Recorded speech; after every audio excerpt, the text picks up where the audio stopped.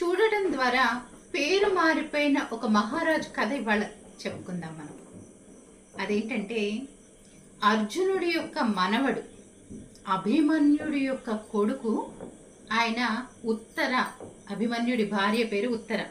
ఉత్తర గర్భంలో పిల్లవాడు ఉండగానే, కడుపుతో ఉండగా అశ్వత్థామ బ్రహ్మాస్త్రాన్ని ఆ గర్భస్థ శిశువుపై ప్రయోగిస్తాడు.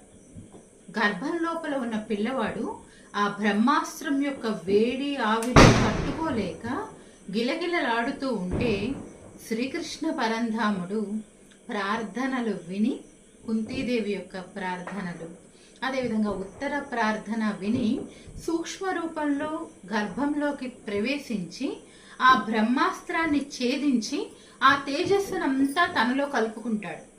అయితే అప్పటికే ఊహ తెలిసిన ఆ పిల్లవాడు అదంతా పెద్ద పెద్ద కళ్ళు వేసుకుని చూస్తాడు. తనకి ముందు బాధ కలగటం, ఆ బాధను ఒక మహానుభావుడు వచ్చి రక్షించటం, అదంతా చూస్తాడు.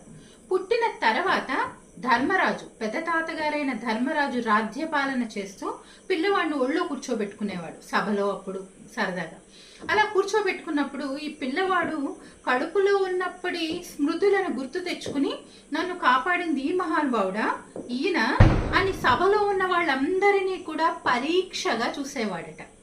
అందుకని పుట్టినప్పుడు విష్ణురాతుడు అని పేరు పెట్టబడినా కూడా ఇలా పరీక్షగా చూడటం వలన అతన్ని పరీక్షిత్తు అని పిలవటం మొదలుపెట్టారు.